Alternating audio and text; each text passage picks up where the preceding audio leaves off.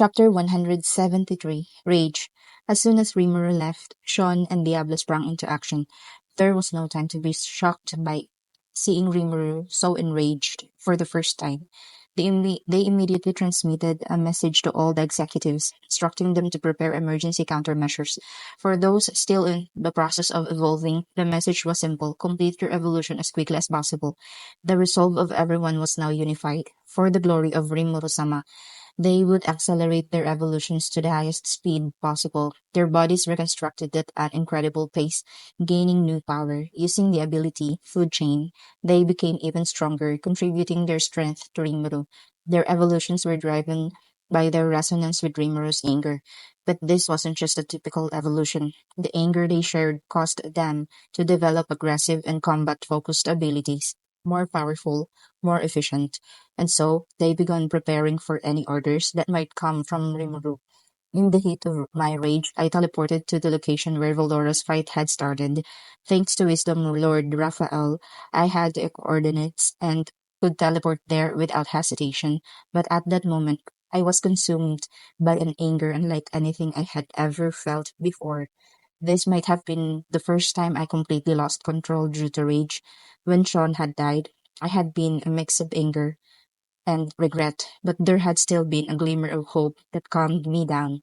Because of that, I managed to maintain my reason even in my anger and acted strategically. But this time, it was different. The memory of the soul-wrenching pain, the thought of losing Valdora, erased any semblance of reason, the chance of success. I didn't care. I would crush my enemies, nothing more, nothing less. Looking at the enemy forces, Wisdom Lord Raphael warned me that it was dangerous, but I ignored her and demanded do something. Solution, understood. Commencing optimal strategy. I think I heard something like that, but at that moment I wasn't listening. I just needed to save Pildora and destroy the enemies. In my rage, I resolved to face two true dragons and appeared in front of the enemy. Now, my only goal was vengeance. Demon Lord Rimuru had arrived. Having lost his calm, his mind was solely focused on attack. When the enemy saw him, one of them sneered, "Oh ho! So you've come to reclaim your master? Fool, with your source of power, Valora, gone, even as a demon lord, you're just another monster now. Coming here without any underlings. Seems like you don't have a single brain cell." The Emperor mocked him, but Rimuru's mind was set. His words didn't affect him. For Rimuru, the Emperor was just another target to be eliminated. The tactical conditions for victory were simple: recover Valdora, eliminate the threat, wipe out every Imperial soldier. That was all. Rimuru, consumed by bloodlust, had no time for warnings. He didn't care about self-preservation or any unnecessary conditions. All that mattered was success. Recovering Valdora came first. Very few people were cautious about Rimuru's sudden appearance. The only ones who remained wary were Vilgrind, First Lieutenant Kondo, and Tamrada. With Vildora captured, the Empire had a significant advantage. The Emperor's historic battle with Guy was nearly over. They were just one step away from victory. So a single demon lord coming after them seemed insignificant, especially compared to the power of a true dragon. After all, true dragons were regarded as the strongest beings in the world, far beyond the level of a mere demon lord. The fact that the Empire now controlled true dragons made it seem like they had nothing to fear. Among the Empire's forces, Damrada looked uneasy. Dressed in his exclusive legendary armor, his face was hidden by his helmet, but he couldn't hide the tension inside him. 10 of Emperor Rudra's royal knights stood at attention on the bridge. This was the Emperor's most elite force, with their defensive barriers set to maximum. Their position was as secure as it could get. As a result, the royal knights didn't feel any tension. However, the Murada immediately recognized Rimuru's appearance as a serious threat. It wasn't based on logic, but rather a strange, instinctive feeling. From the moment he first met him, Rimuru had triggered something unsettling within him. The same could be said for Yuki. Both of them had an almost magnetic aura, something like Haki, that captivated Damrada. It made him question, was there a better way to live than serving the Emperor so faithfully? They had something that stirred those kinds of thoughts in him. For Damrada, Rimuru wasn't an enemy to be underestimated. He was calm, but also an absolute being whose thoughts could not be easily predicted. When Rimuru lost his calm and was consumed by anger, the Murata knew something would happen. He remained alert, ready to protect the Emperor if necessary. First Lieutenant Kondo, seeing Rimuru for the first time, realized he had made a huge mistake. It was a mistake to focus so much on capturing Voldora. He now understood that Rimuru couldn't be dealt with lightly. Rimuru wasn't just another target to capture later. He was a threat that deserved immediate attention. The original plan had been to gather information and find a way to trap Rimuru. But after hearing reports of Rimuru's engagement with Vildora and Velwind, Emperor Rudra immediately ordered a sortie. Although Kondo didn't have a clear reason to oppose the order, he felt an uncomfortable premonition. Logically, it made sense to act on the opportunity, but he still thought it was too soon to act, as the information was incomplete. In the end, Kondo's unease was dismissed. They proceeded with the attack. Kondo's premonition only worsened when he used his ultimate skill, Sandalphon, the Executioner, to seal Veldora's movements. He shot Veldora with his most powerful remove and necrosis bullets, but something felt off. It seemed like the necrosis effect had been interrupted halfway. Then Kondo felt a presence, the eyes of the storm dragon Veldora locking onto him. A voice seemed to echo in his mind, "Not just me, but to lay your hands on my sworn friend Rimuru. You will not be forgiven, human." The necrosis curse, which was designed to destroy the target's magic circuits, worked even on spirit forms, including the true dragons. The curse's effectiveness relied on preventing the target from avoiding it, but Veldora was caught off guard and unable to evade. At that moment, Veldora's power had rivaled Vilgrin's, and Kondo successfully sealed his movement, just as Veldora was overpowering the Empire's guardian deity. But at the last moment, Veldora resisted the necrosis. Kondo was impressed by Veldora's strength, but it only added to his unease. Killing a true dragon wasn't easy, even with repeated necrosis shots. Despite falling unconscious, a true dragon wouldn't die easily. But Veldora didn't focus on defending himself. Instead, he fought against the curse to protect something far more important than his own magic circuits. Veldora's voice echoed again. "You're trying to harm Rimuru, my sworn friend. I'll never forgive you." Veldora had prioritized protecting Rimuru above all else. This confirmed Kondo's suspicion. Rimuru, the demon lord before him, was no mere victim. Rimuru was enraged, not because he had lost his source of power, but because his sworn friend had been captured. This was the result of a demon lord who had been pushed to his limits by the capture of his friend. Kondo now realized that, instead of focusing on capturing just one of them, they should have captured both together. But it was too late to change anything now. They had to act based on the situation at hand. Like the Murada, Kondo braced himself for anything that might happen.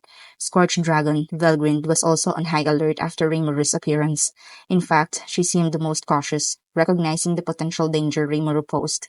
She could feel the same kind of anger from Rimuru that Veldora had, a dangerous rage. Normally, a demon lord, or even more so, a lowly slime, would never release an aura like the one she sensed. But Rimuru, even appearing as a young girl, was radiating an intense aura of fury. That aura was a clear signal of the danger he represented. Any normal human would have died instantly from such a powerful aura. And it wasn't just humans. Anything weaker than Rimuru would have been wiped out with no resistance.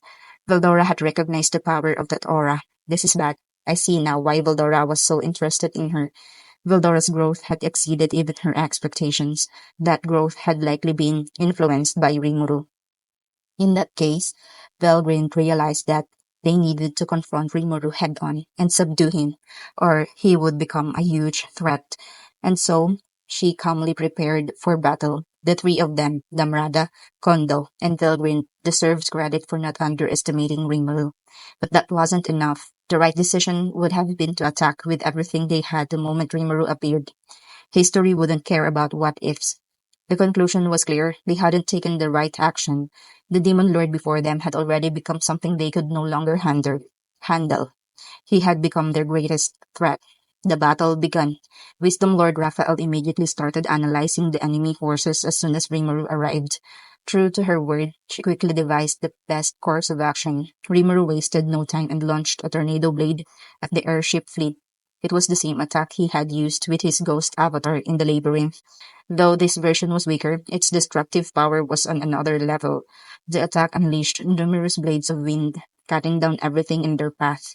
This was a magic attack enhanced by the effects of ultimate skill, Storm King Voldora's death heralding winds. Several massive wind blades tore through the air, ripping apart the airships in their way. The force was far greater than expected, but to me, consumed by anger, it seemed just right. TN, the point of view which shifts here to first person.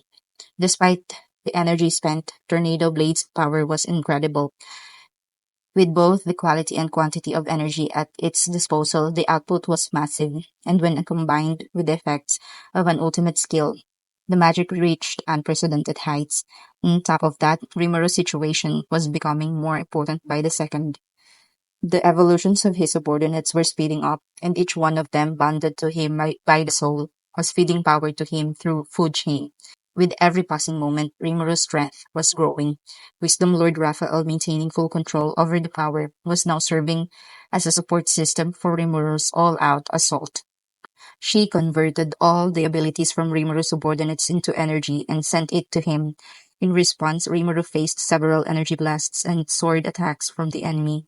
Under Emperor Rudra's orders, the Royal Knights launched a simultaneous assault.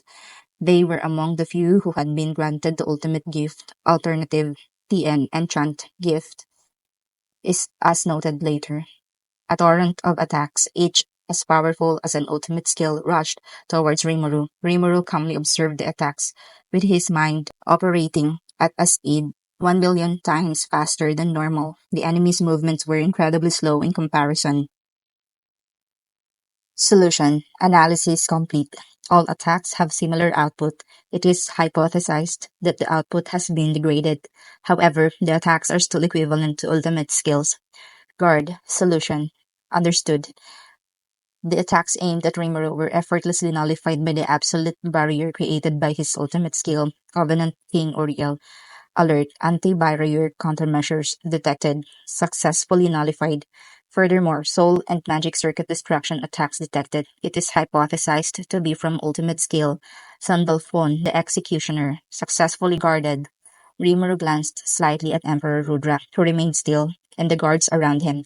Is that all? I don't need to be careful at all then. I'll leave you for later. Try not to die before I get to you. With that thought, Rimuru moved to clear the obstacles between himself and Veldora. Diablo, Testarossa, Ultima, Carrera, are you ready? At any moment, my liege. No problems here, Master Rimuru. The three demon dukes, now evolved into devil lords, along with Diablo, swiftly responded to his call. This summons was a blessing for them, and they were eagerly awaiting the chance to serve. Come forth, my demons. Open the demon summon gate.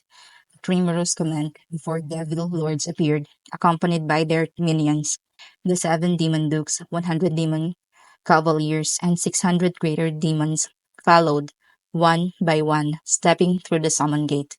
They were here to display their overwhelming destructive power and prove the true extent of Rimru's rage. Rimuru gave his orders to his demons: rampage to your heart's content, but no killing, and don't let anyone get in my way. While I free Veldora, keep those pests busy. What should we do about Veldora, Sama's elder sister? Huh? I'll handle her. Now go, grind them into dust. It was a simple order, but one that filled the demons with pure joy. They were all connected to Rimuru through thought linkage, meaning they were already aware of all the enemy's abilities. It was only natural, as Wisdom Lord Raphael had already analyzed the Royal Knight's skills, excluding Kondo. As you command, my lord. These demons, fearless and determined, charged into battle, eager to serve their master. With glee in their hearts, the black core of doom was unleashed. It was the first battle for Tempest's strongest core, the Black Numbers, and so Rimuru faced Veldora. He faced his sworn friend, who had been turned into the Emperor's puppet. He also faced the Red Dragon, the Scorched Dragon, Veldwind, at the same time. Just you wait, Veldora. I'll free you for sure. And with that, the true battle began. Notes. Okay, let's skip that. Wait. Gendering. Since Japanese is often gender neutral, I've used he for Rimuru based on the general perception that he is a male, but you could use they in cases where you want to avoid assigning gender to Rimuru. The term ultimate enchant has been changed to ultimate gift, which makes more sense in this context. Okay, let's skip this translator's run. End of chapter 173.